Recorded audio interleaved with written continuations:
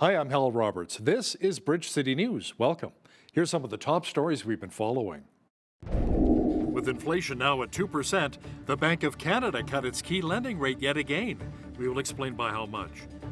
Alberta's Affordability and Utilities Minister Nathan Neudorf explains how electricity rates in our province are about to become more affordable. And we hear from the Lethbridge West candidates who discuss the concerns they're hearing from constituents as we get closer to the December 18th by-election. Your nation, your province, your southern Alberta. From the heart of Lethbridge, it's Bridge City News with Hal Roberts. Thanks so much for joining us. The Bank of Canada cut its key lending rate by 0.5% today to 3.25%. Officials say inflation is back to the 2% target, and lower interest rates are helping Canadians to spend a little more money. The bank's governor, Tiff Macklem, says, however, that economic growth has been slower than anticipated, and the outlook now appears softer than projected back in October. With inflation back to target, we've cut the policy rate by 50 basis points at each of the last two decisions because monetary policy no longer needs to be clearly in restrictive territory. We want to see growth pick up to absorb the unused capacity in the economy and keep inflation close to 2%.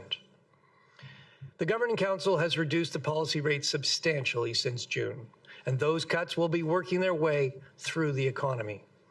Going forward, we will be evaluating the need for further reductions in the policy rate, one decision at a time. The Bank of Canada's next interest rate decision is slated for January 29th, when it will also publish its updated outlook for the economy and inflation. Federal Conservative leader Pierre Poilievre took issue with Finance Minister Freeland during question period. Poilievre says Freeland promised that Canada's deficit would not exceed $40 billion, but when the fall economic statement is released on Monday, it may be a lot higher than that. According to the Globe and Mail, the Prime Minister's office has given internal direction for an aggressive and possibly costly policy agenda that threatens to blow past spending targets she has already publicly stated for the government. She promised the deficit would be capped at $40 billion, acknowledging that if it went over, it would cause even more inflation. That means hungry Canadians lined up at food banks. So once again, will the government meet the minister's promise to keep the deficit under $40 billion? The leader of the opposition is also perplexed because he doesn't let his own MPs speak out on anything that he doesn't stamp and approve. He has people follow them around with tape recorders so that they don't speak to media about anything that he doesn't pre-approve. That's not being Canadians' voices in this place, Mr. Speaker. Our country's premiers are meeting with Prime Minister Justin Trudeau to discuss a plan to deal with U.S. President-elect Donald Trump's threats of a 25% tariff on Canadian goods. Liberal MPs spoke about the meeting as they headed to caucus on Wednesday. Well, we all have to work together. This is a really important moment for Canada when it comes to ensuring that we have a robust trading relationship with the United States. For that to happen, federal government and provinces and territories all have to work together. We have to have a strategy that serves Canadians. There's no room for freelancing here, and that's why I think the meeting that's happening today is extremely important. We have to act in the interests of Canadians, and whether it looks like we're caving to his demands is completely irrelevant. If his demands are aligned with the best interests of Canada, the perception of the relationship doesn't matter. There's going to be a change to Alberta's electricity market. Officials say it will restore the balance between affordability, reliability, and sustainability. Now, to chat about this in more detail is Alberta's Minister of Affordability and Utilities, Nathan Neudorf, who joins us from Edmonton. So, Nathan, how will these changes allow Albertans to really save money, and what kind of savings are we looking at here? Well, we're looking at balance for the future and protecting the ratepayer. Right now, the costs of development are all paid for by the ratepayer, and there's no balance and direction of what power we need where, what transmission we need where. This sets the rules to allow for that to be brought back into control, into balance, to protect the future costs for ratepayers, no matter where you live or what you do for work. You know, I was looking at some of the bills from my previous provider. Some charged me 22 cents per kilowatt hour. Then I switched to another provider who charged me 14 cents. And now I'm with a company that charges just under 7 cents. Nathan, that's quite a difference. It is, and that's normal in a competitive market. We're the only one in Canada that has that. And there's something like 50 different retailers that can get you the different prices on generation.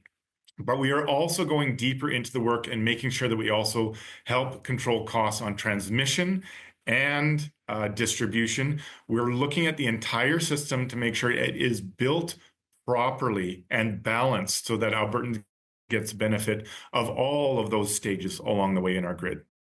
So what has been the reason for such high electricity bills? Does it have something to do with Albertans being on the hook for the cost of new transmission lines being built? That's exactly right, Hal. And the very rapid phase out of coal that didn't account for the difference of generation capabilities from coal to natural gas to renewables.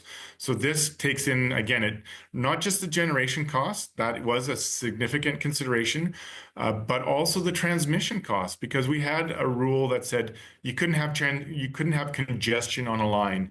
So every time that a new generator built, which we had a proliferation of under renewables, you had to change that transmission cost. And that added billions of dollars to the ratepayers' bill that they had no control over because that rule was in place. This sets a much more responsible path and a balanced path forward to make sure that we're not only providing the lowest achievable generation cost to ratepayers, but also the lowest achievable transmission cost to ratepayers. Now, has the influx of around 40,000 people moving to our province over the past year put a strain on our electricity grid? I mean, are we able to accommodate that many more people? We are actually. We've got a very stable grid. We have a very strong grid. These rules will help reinforce that. And it allows the development of our grid and a cost causation model to say, where are those people moving? Obviously, we need to do development there. And if they're receiving the benefit of having electricity to their home or business, they should pay an appropriate share of that cost. But if generation or transmission is being built where we don't need it, then those who cause that cost, they should bear that cost on there. And this is a responsible way to balance the growth of population, balance the growth of industry with the generation growth and development growth of our grid. And that's why we think we can accommodate for it. We have enough dispatchable to get us through this winter, even through our population growth. We're in a very stable place right now where we can continue to see development and growth, but where we need it most. Alberta Affordability and Utilities Minister Nathan Neudorf, thanks so much for joining us today from Edmonton. Around 100 people came out to the Lethbridge West Political Forum held at the main branch of the Lethbridge Public Library on Tuesday night. Now, I had a chance to sit at the media panel, to ask some questions, along with various members of the audience also asked a few questions.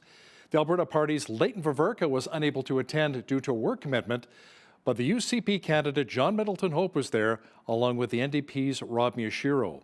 Both thanked their volunteers who've been working hard on their campaigns. Middleton Hope and Miyashiro said they were both against the idea of another supervised consumption site in our city, and they also spoke out against any further coal mining efforts along the eastern slopes of the Canadian Rockies. John Middleton Hope discussed what he's been hearing from residents of Lethbridge West as he and his team continue to door knock. I think probably one of the biggest issues is effective representation, which they feel that they haven't had for some time. They are concerned about healthcare, they are concerned about infrastructure, they are concerned about public safety, they are concerned about education. But yes, I would say that those are probably the 5 key things that most people are talking to us about at the doors. And we've hit thousands and thousands of doors, and it's a fairly consistent message.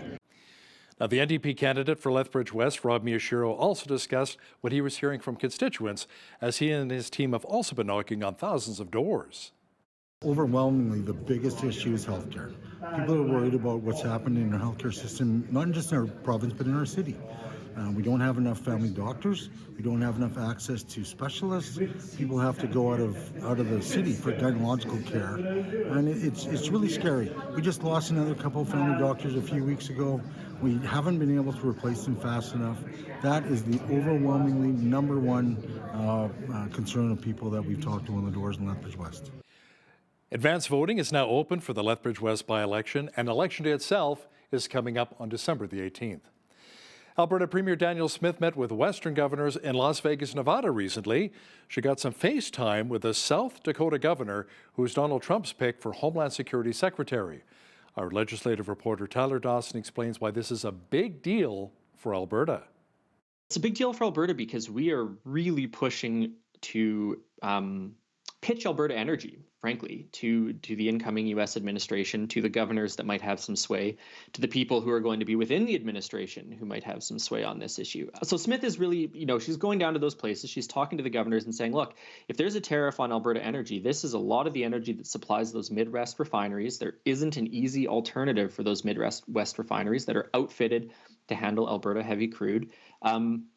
And she's saying, look, your gasoline prices are going to go up. Your energy costs are going to go up if this tariff comes in. So she's really trying to, I think, convince people south of the border that as much as this would affect us negatively, it would also affect them negatively. Mr. Dawson will also explain why 5 children, their parents, and certain LGBTQ2+ advocacy groups are moving ahead with a lawsuit against the Alberta government. He'll have details coming up later in our program. Well, we experienced quite a bit of fog earlier today here in Lethbridge, but fortunately, a lot of the fog lifted and we experienced a mainly overcast day here in the city. Jeanette Rocher is now with an early look at the forecast. Jeanette, it may have been fairly cloudy, but still really not that cold for this time of year. No, not at all. We've been hovering just below that freezing mark there at -3 today. And then we're seeing those clouds actually part this evening. So we should be seeing partly cloudy skies. And then as we get into Thursday, clear skies. So sunshine tomorrow, which will be different. Also a little bit colder. So we're seeing a daytime high of -4. But with that 20 to 40 kilometer per hour wind, we're going to be having a little bit more wind chill. So expect the wind chill to feel more like -14 in the morning and -8 by the afternoon. So feeling chillier tomorrow, but after that we should be on the other side of that freezing mark as the mercury rises, and I'll be back later in the show to tell you how warm it's going to get this weekend. Okay, thanks so much. 4 people died following a 3-vehicle collision on Highway 3 west of Grassy Lake. Tabor RCMP say the collision occurred Tuesday night just before 6 p.m. They say the incident involved a Dodge Ram truck hauling a trailer, a GMC truck, and a Ford Escape. The driver and passenger of the Ram, an 84-year-old man and an 86-year-old woman from Robsart, Saskatchewan, died at the scene. The 38-year-old driver of the GMC truck, who's from Tabor, also died on scene, and his passenger, a 20-year-old man, also from Tabor, later died in hospital. The male driver of the Escape escaped with only minor injuries. The cause of the collision is still under investigation. Lethbridge City Council held their final scheduled meeting of the year on Tuesday. Now, the big topic facing them was the fate of the Agri-Food Hub and Trade Centre here in Lethbridge. This follows a report which found mismanagement of funds amounting to a multi-million-dollar debt placed on the city's backs. BCN's Landon Hickok has more now on what was decided. Landon. Thanks, Hal. It was a meeting that went well into the early morning hours on Wednesday, but Lethbridge City Council has opted to continue operations here at the Lethbridge End District exhibition. Back in November, City Council was presented with a report that they called extremely concerning regarding the mismanagement of funds in building the Lethbridge End District exhibition, Agri-Food Hub and Trade Center. The big question on everyone's minds, of course, is how this deficit was going to be paid off and how the $4.1 million yearly operations budget will also be funded. The good news for residents, however, at least for the time being, is that City Council has opted not to increase any taxes for 2025. However, City Council has opted towards a tax deferral until 2027, and they will be using contingency money as well as surplus money from the upcoming budget to fund yearly operations here at the Lethbridge and District exhibition. The city is also looking at refinancing over the next 10 years rather than the next 30 years to cover the $17 million loan that the Lethbridge and District exhibition is facing. Unused grants should cover approximately $7 million, and they will move from external to internal borrowing. They say this should save taxpayers $15 million. Mayor Blaine Higgins said there were no win-win options, but he says that he's confident enough that they'll be able to find efficiencies in the immediate future to further cover the debt. The Agri-Food Hub and Trade Center saw their revenue from the last year cut the deficit by $2.4 million. And the city is continuing to bank that further revenue success and securing more sponsors will help soften the blow in the immediate future. Hal? Great. Thanks so much, Landon. By the way, city officials added that if council voted to shutter operations at the Agri-Food Hub and Trade Centre, the tab would have been similar to the operational costs of $4.1 million. The Holy Spirit Catholic School Division has recently appointed a new superintendent. Chantel Aksani has been on the job for a month after she previously worked in Lakeland Catholic School Division in the Bonnyville area for 18 years. Aksani has said it's been a blessing to get to know and serve her new community.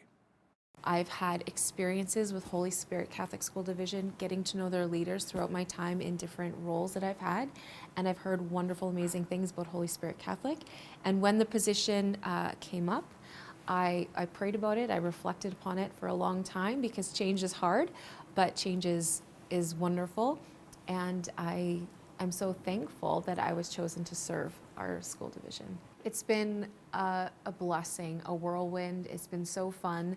My first 30 days feel like they've been 30 minutes. It's gone by so quickly. I've been in schools, visiting with students, meeting with staff, meeting with principals, getting to know the board of trustees, who are just lovely, getting to know our senior team, and I just feel like it's gone in a blink. It's been the best experience professionally that I've ever had. Officials at the school division say Aksani's deep faith is evident in her leadership style as she leads prayers, delivers inspirational messages, and puts the needs of others before her own. Mayor McGrath Drive will be lit up for Christmas on Friday night, but not by decorations. Instead, there will be a parade of lights. The Alberta Large Cars Christmas Cruise is taking place once again. This will be the fourth year members will decorate their big rigs with Christmas lights for their convoy, and it all begins at 5:30 p.m. at Kirk's Tire North. Drivers will then head down Mayor McGrath to the Agri-Food Hub and Trade Centre's south entrance.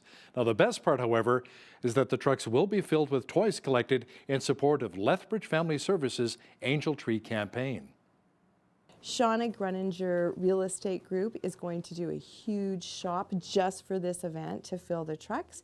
And on Saturday, they bring all of the toys to Angel Tree for our last 600 children, which is super helpful. So we're so excited. We have hundreds of LFS families going to be at the Agri Hub. We have a volleyball team that's going to be handing out goodies to the people there on behalf of Alberta Large Cars, and the organizers have 15 trucks. So far, there'll probably be more. It is a spectacle to see the parade of trucks coming into, the Agri Hub's parking lot. It is amazing to see. It actually gets me a little emotional. Now, following the Christmas cruise, members of the community are invited to stay and take in glow at the Agri-Food Hub and Trade Centre. And by the way, the trucks will unload all of these gifts at the Lethbridge Family Services Angel Tree the following morning. They'll then be distributed by the folks with LFS. Always a great cause. Well, we had lots of cloud cover again today in Lethbridge, but not that cold, which is quite nice. And the mercury may be climbing even more as we make our way to the weekend. Full weather details are coming up.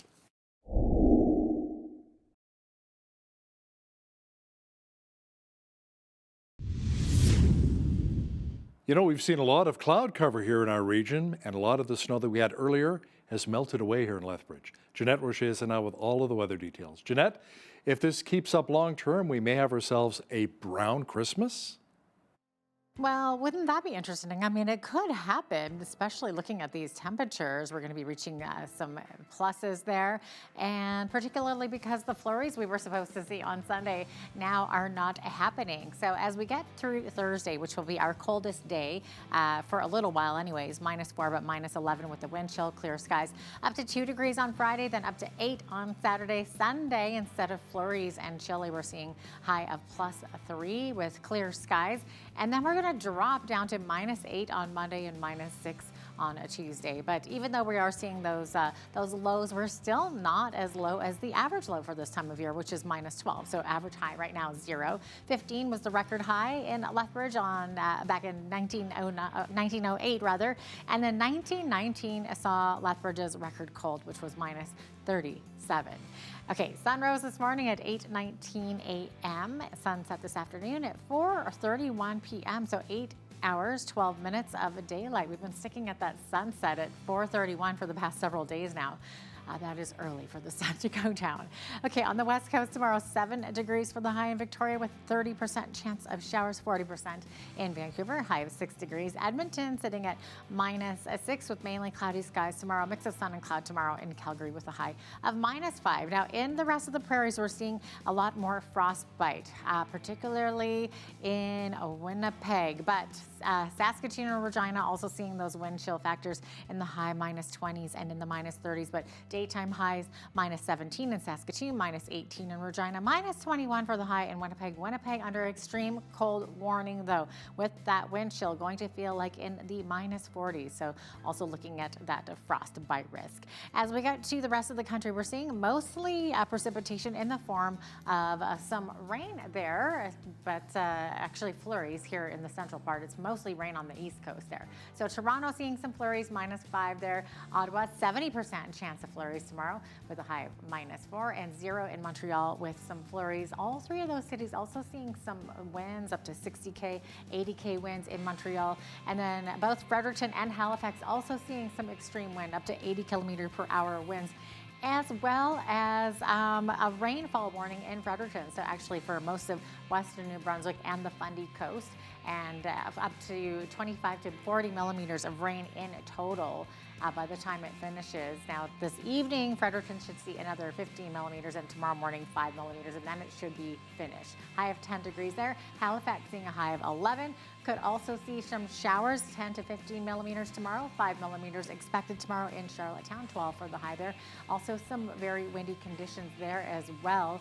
And St. John seeing 2 millimeters of rain tomorrow with a high of 13 degrees. There you have it. That's your forecast. The Bank of Canada cut its key policy rate by 50 basis points in its final interest rate decision of the year. Now, the central bank's key interest rate is now at 3.25%. That is down from 3.75%. It's a move that forecasters had widely expected after November's labour force survey showed Canada's unemployment rate rose to 6.8%. Bank of Canada Governor Tiff Macklem says inflation and economic growth don't need to be restricted anymore, which is why the central bank opted for 2 large rate cuts in a row. The Bank of Canada's next interest rate decision is slated for January 29th, when it will also publish its updated outlook for the economy and inflation.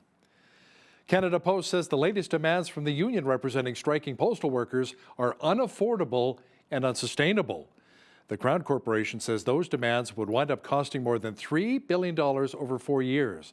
That's a cost that comes as the Postal Service continues to struggle financially. This after a CUP W members' bulletin yesterday said the latest demands include wage increases that were lower than previously demanded, a cost of living allowance, and job security. More than 55,000 postal workers walked off the job on November the 15th. TikTok is challenging the federal government's order to shut down its operations here in Canada. The social media platform claims the wind-up order will eliminate hundreds of jobs. It says the move could also potentially terminate 250,000 contracts it has with Canadian advertising clients. The government ordered the dissolution of TikTok's Canadian business following a national security review of its parent Chinese company. Now, here's a look at today's markets. The TSX was up 153 points on the day to finish at 25,657. The Dow was down 99 points to 44,148. The S&P 500 was up 49 points to 6084, and the Nasdaq was up 347 points to finish at 20,034. West Texas Intermediate Oil was up $1.73 to $70.32 U.S. per barrel. Natural gas was up 19 cents to $3.35 U.S. Gold was up $30.80 to $27.2840 U.S. an ounce, and silver was up 5 cents to $32.41 U.S. an ounce. Feed wheat is at $8.44 per bushel. Barley is at $6.66. Canola is at $14.15, and corn is at $7.87 per bushel. Live cattle were up $2.40 to $192.25. Feeder cattle January contract was up $1.72 to $259.05. Lean hogs were up 57 cents to $83.50, and the Canadian dollar was down slightly over the past 24 hours to 70.60 US.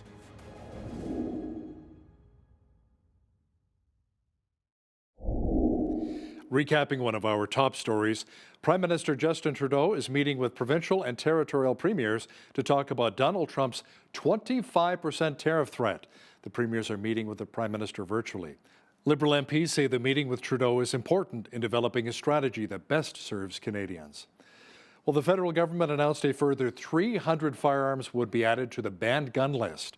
The Alberta government has been surprisingly silent on the issue. Our legislative reporter Tyler Dawson will explain why momentarily. When you see news happening in your community, be sure to drop us an email at info@bridgecitynews.ca. Also visit our website anytime to check out a number of stories and interviews.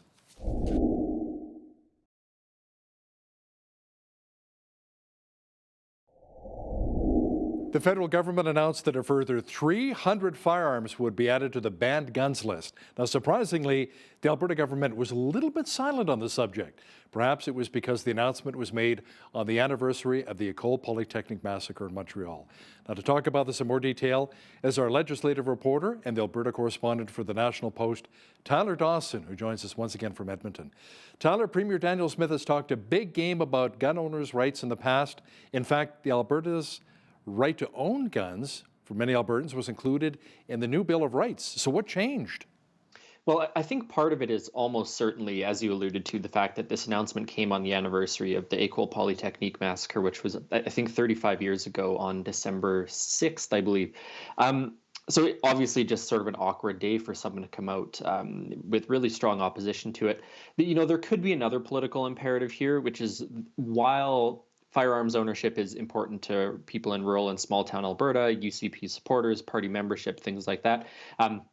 You know, it's perhaps not quite as big a priority for a lot of the people that the UCP really need to be, you know, keeping in their tent or winning over the next couple of years before the next election. You know, people in big cities, for example, for whom firearm ownership might not be quite so big an issue. But she has talked a big game about it. It wasn't a Sovereignty Act motion, but it was a Sovereignty Act-esque move a couple of years ago when the government said that, you know, entities under Alberta's authority, the police, RCMP, for example, would not be participating in any sort of seizures or buybacks. There was, as you mentioned, the inclusion of the right to firearm ownership in the Alberta Bill of Rights.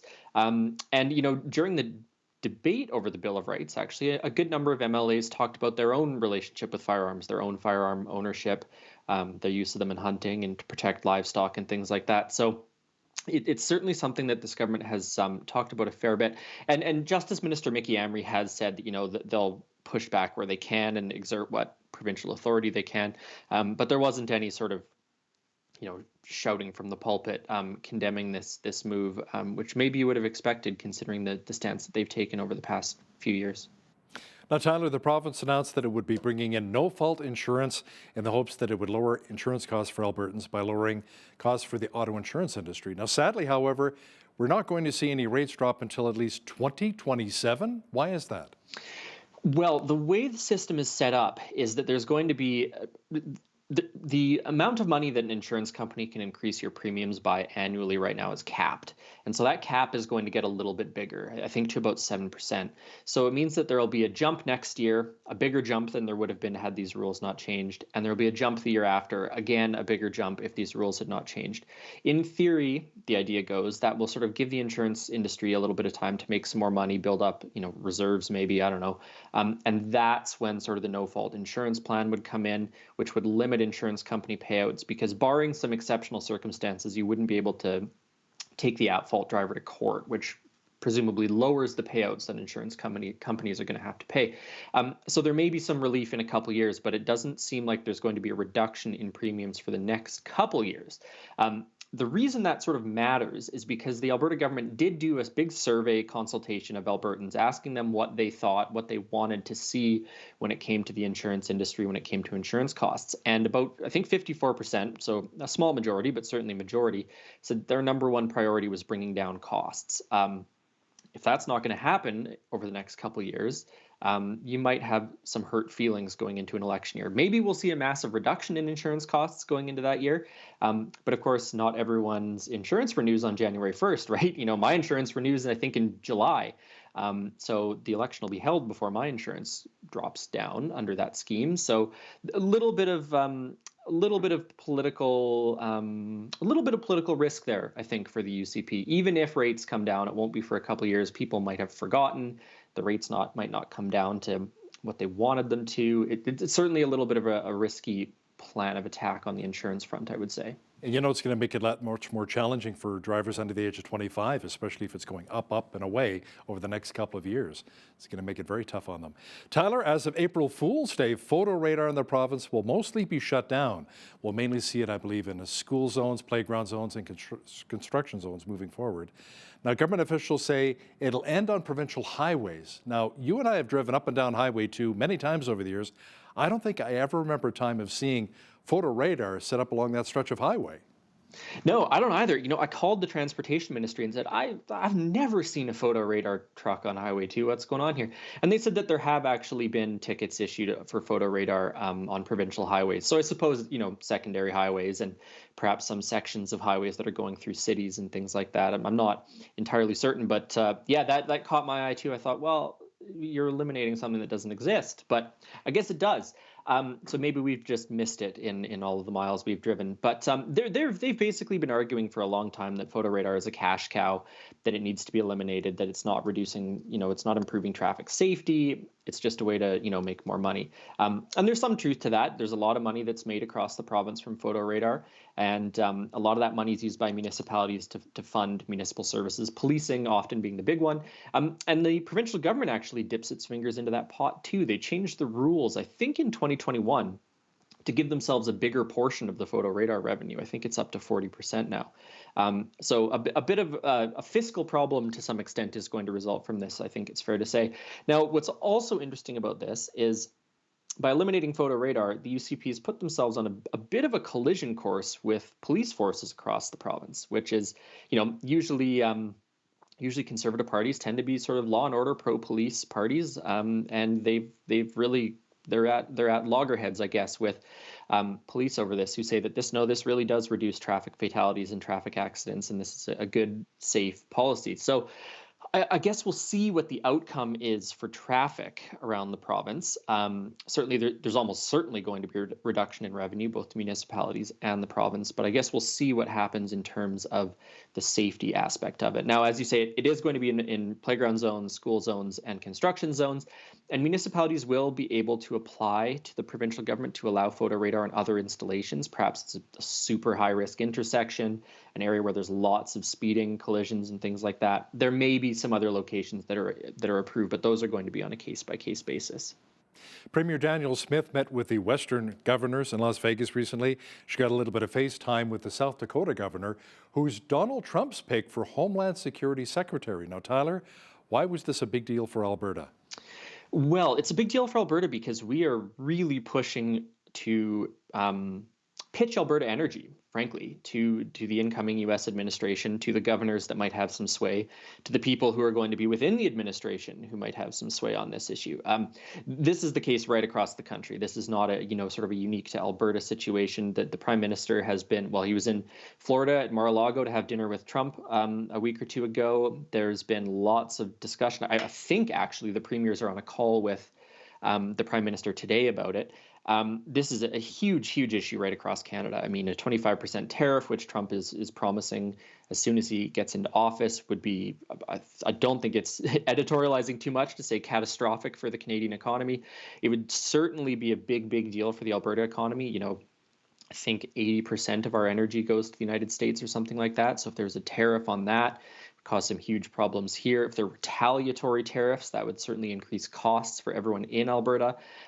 So Smith is really, she's going down to those places. She's talking to the governors and saying, look, if there's a tariff on Alberta energy, this is a lot of the energy that supplies those Midwest refineries. There isn't an easy alternative for those Midwest refineries that are outfitted to handle Alberta heavy crude. And she's saying, look, your gasoline prices are going to go up. Your energy costs are going to go up if this tariff comes in. So she's really trying to, I think, convince people south of the border that as much as this would affect us negatively, it would also affect them negatively. And of course, those Midwestern states are electorally quite critical to Donald Trump. So that might be something that changes his mind a little bit. But anyways, she's doing her thing. The Prime Minister's doing his thing. I have no doubt that Doug Ford and Wab Kinew and whoever else are on the phone whenever they can or having lunch whenever they can. This is even if everyone's not marching in lockstep in a Team Canada approach, it's certainly a full court press response to this across the country. What are your thoughts of Donald Trump trolling our Prime Minister Justin Trudeau, calling Governor Trudeau of the 51st state of the United States? Well, it did make me think a little bit of sort of at one point when there is an Alberta separatist movement, one of the options for the Alberta separatists was to say, well, maybe we should become the 51st state. So that strikes me as perhaps more likely than the entire country becoming the 51st state. So maybe it'll be Governor Danielle Smith in 5 years' time. Tyler, the Alberta government has scrapped a planned trip to the United Arab Emirates that would have recruited foreign workers to come to our province to work. I guess this would have been a little bit awkward since governments are blaming the huge influx of immigrants on a wide range of problems we're having, including unemployment and lack of housing. Yeah, it would have been, I think, a little bit incongruous. This trip seems to have been, the immigration minister, the provincial immigration minister would have been there. There would have been employers there seeking sort of specific workers for specific jobs and things like that. So, to some extent, you can see the logic in that. But it certainly would have been a little bit incongruous with where governments across the country are at the moment, including Alberta's government. Premier Danielle Smith has called, for example, for a return to sort of Harper-era levels of immigration and targets and things like that. There's been a lot of, all the polling has shown a pretty significant sort of shift in the mood that Canadians have towards immigration in general. So I don't think it's a surprise at all that they canceled that trip. I think there would have certainly been some questions and perhaps a little bit of discontent among the UCP's supporters had that trip gone ahead. So probably some good politicking there from the government, I would imagine. Although there's probably some employers who are thinking, oh well, darn, we're not gonna have quite so good of access to some of the folks we needed to fill jobs. Tyler, I was honored to sit on the media panel during a recent Lethbridge West by-election political forum. Now, the two frontrunners, the UCP's John Middleton Hope and the NDP's Rob Miyashiro, answered questions from both the media and the audience. Now, the by-election is coming up on December the 18th. But Tyler, still no date to help NDP leader Naheed Nenshi get a seat at the legislature. And when I chatted with him last week, he said, you know what, I'm not in any hurry. Well, I think he's about the only one who's not in any hurry. I think pretty much everyone else wants to see him get a seat and see him in action at the legislature, see how he does. For the folks in Lethbridge West, this has been a long time coming. Shannon Phillips, I believe, stepped down on Canada Day, so almost 6 months later, there's going to be a new representative for them. And I think people are paying attention to this to some extent. When they've been answering questions and talking about their platforms and policies, they've really been talking about the same issues that other Albertans in other parts of the province are thinking about as well: public safety, affordability, healthcare, education, all those kind of big bread and butter sort of issues. And I think the other reason people are looking at this closely, or maybe should be looking at it more closely, is because it's one of the first tests we're really going to have of the sort of Premier Danielle Smith versus Naheed Nenshi sort of lineup. And the reason for that is, there's been some polling data, I think, on the two leaders, but they haven't really been tested in a by-election or an actual election, obviously. And because the issues in Lethbridge West are the same ones that are being talked about elsewhere, it's perhaps a little bit more of a referendum on the two parties' leaders and how the government's doing, how Nenshi's doing, than it might have otherwise been in sort of a different time and a different by-election, perhaps. Was really interesting last night as well as how both candidates agreed on many topics such as no coal mining in the eastern slopes of the Canadian Rockies. They both agreed that was bad. Even though a recent referendum out of the Crow's Nest passed, most people want to see the coal mining to help with the jobs. And they both agreed no SCS, no permanent supervised consumption site here in Lethbridge, because we obviously know what happened there, but they both agreed that it was not a good thing. So it was interesting to see how many topics they actually agreed on as opposed to disagreed on. Tyler, 2 LGBTQ2+ groups and 5 children are suing the Alberta government, and it's directly related to the province's policies affecting transgender minors that received royal assent and became law, these policies. Parents groups applauded the move by Premier Danielle Smith, but others, as I just mentioned, are not very happy about it. They are not. And this is only one of sort of the suite of, I think, about 3 bills that passed last week. But this is the one that affects, that bans puberty blockers and hormone therapy for minors under the age of 16, and that bans all top and bottom gender reassignment surgeries for anybody under the age of 18. That one got royal assent, I believe, last Thursday. So it is now law. Of course, the advocacy groups and parents and stuff, I mean, they were ready for this. They knew this was going to come. They didn't know when it was going to come, but they were pretty ready for it. I believe they notified the court on Friday they were going to be filing, and then they'd filed on Monday. And they basically asked for an injunction. So what that means is they say, look, this is going to be challenged in court.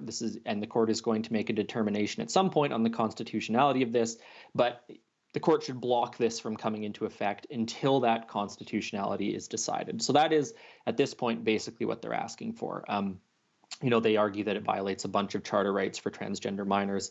And as you mentioned, there are 5 young people, I think all around the ages of 10 and 11, who have joined the lawsuit. They are represented by their parents, as that sort of thing generally works. But it's not just advocacy groups. There are some folks who are directly affected by this who are involved in the lawsuit. Now, Premier Danielle Smith has been asked repeatedly if she thinks she's going to have to use the notwithstanding clause on this, which of course is something that happened in Saskatchewan on I believe it's pronoun law in schools, which Alberta also has, but as I mentioned, not law yet, hasn't received royal assent. And she says no. She says that the government has struck sort of the right balance.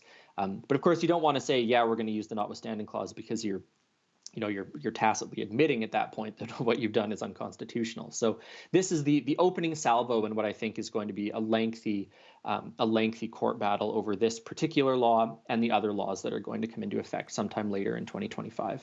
It'll be interesting to see how it plays out. He's our legislative reporter and the Alberta correspondent for the National Post, Tyler Dawson. Thanks again for joining us today from Edmonton. Always a pleasure, Hal. Thanks for having me.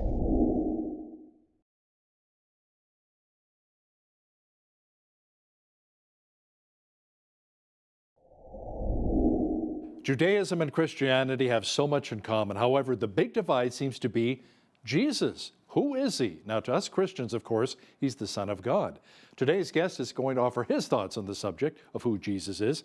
David Brickner is the Executive Director for Jews for Jesus and the author of Does the Jewish Bible Point to Jesus? 12 Key Prophecies that Unfold God's Plan. And David joins us now from Phoenix, Arizona. Welcome to BCN, David. Well, shalom, Hal. It's great to be with you. Shalom as well. So first of all, Jews for Jesus, it's funny. Their paraphernalia has followed me around throughout my broadcast journalism career. Doesn't matter if I live and work in Toronto, Calgary, Ottawa. It always seems to find me, but not so much right now because of the postal strike. But how would you best describe what Jews for Jesus is all about? Well, Hal, we have a little plaque on the cornerstone of our headquarters that says Jews for Jesus, established 32 AD, give or take a year. Nice. So if you think about it, it goes all the way back to the beginning. Jesus was Jewish. His disciples, Peter, John, and James, they were the first Jews for Jesus. But the organization is not quite that old. We were actually officially incorporated in San Francisco, California in 1973. Some of our listeners may have seen the movie The Jesus Revolution.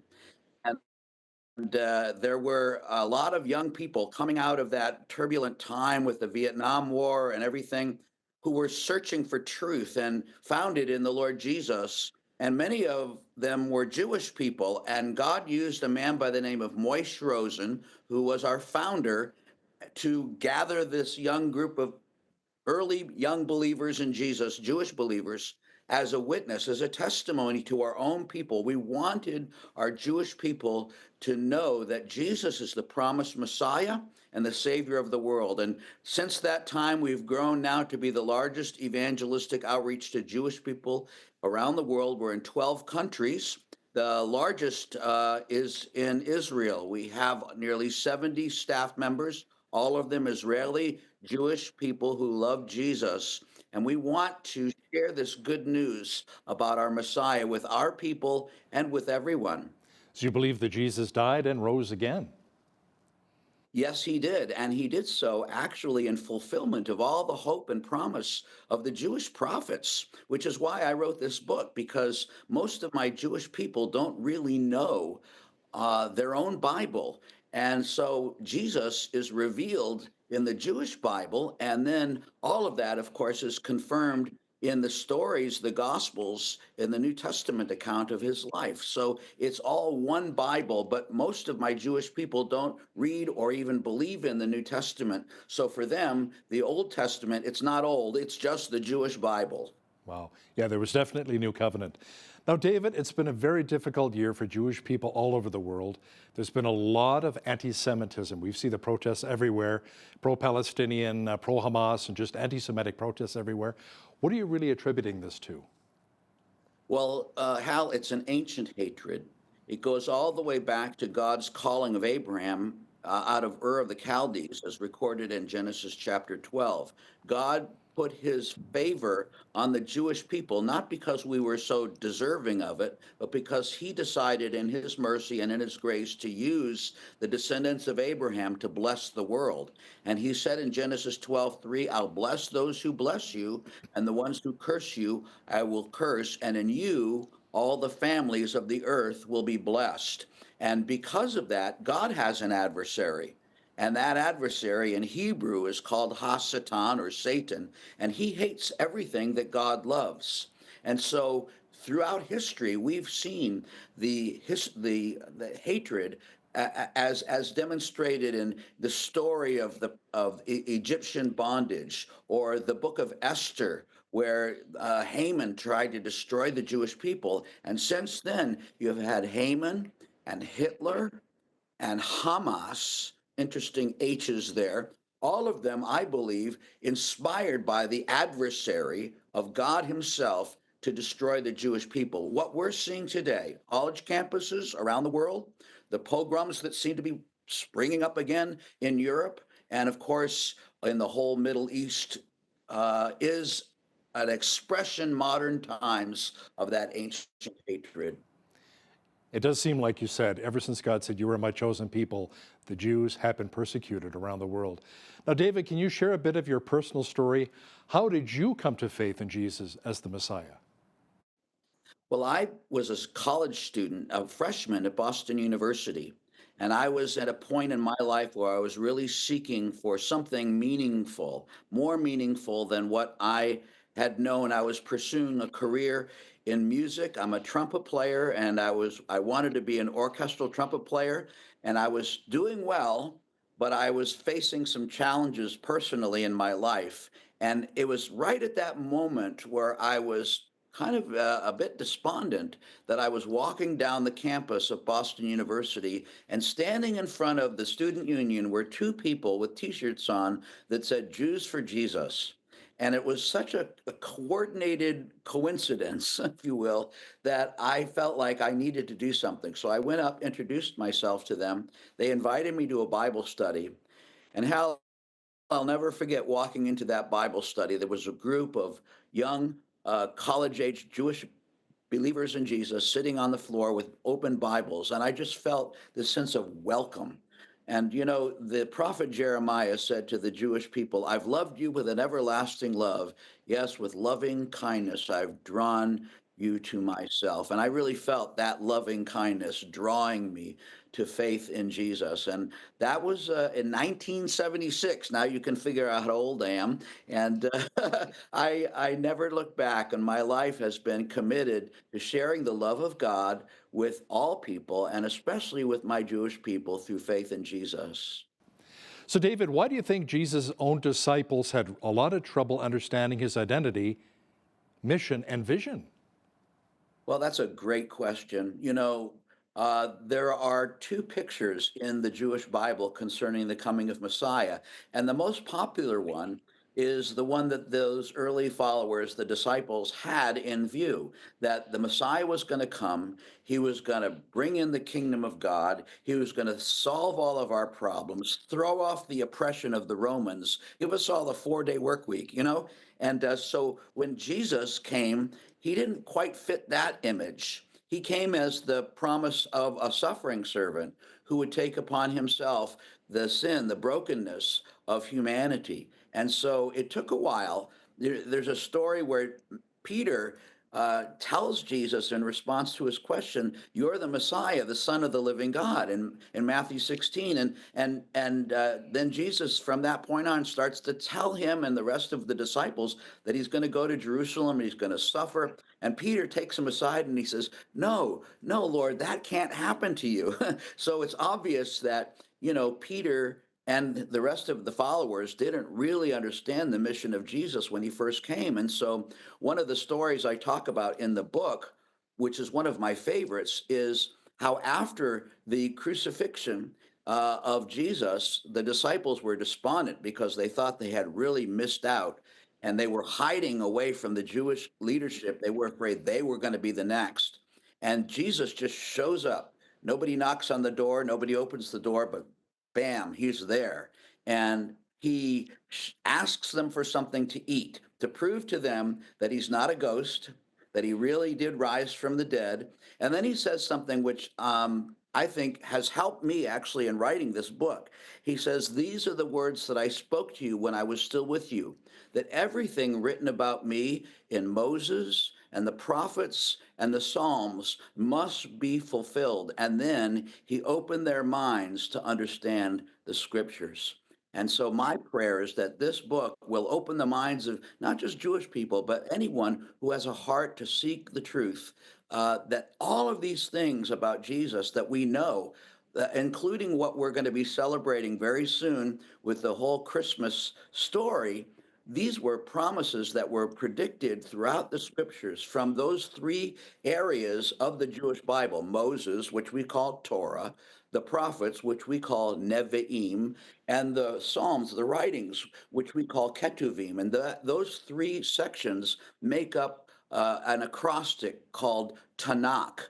And Tanakh is what Jewish people call the Jewish Bible. And so Jesus, from all three of those sections, explained to his disciples and to us today how it was prophesied that these things would happen.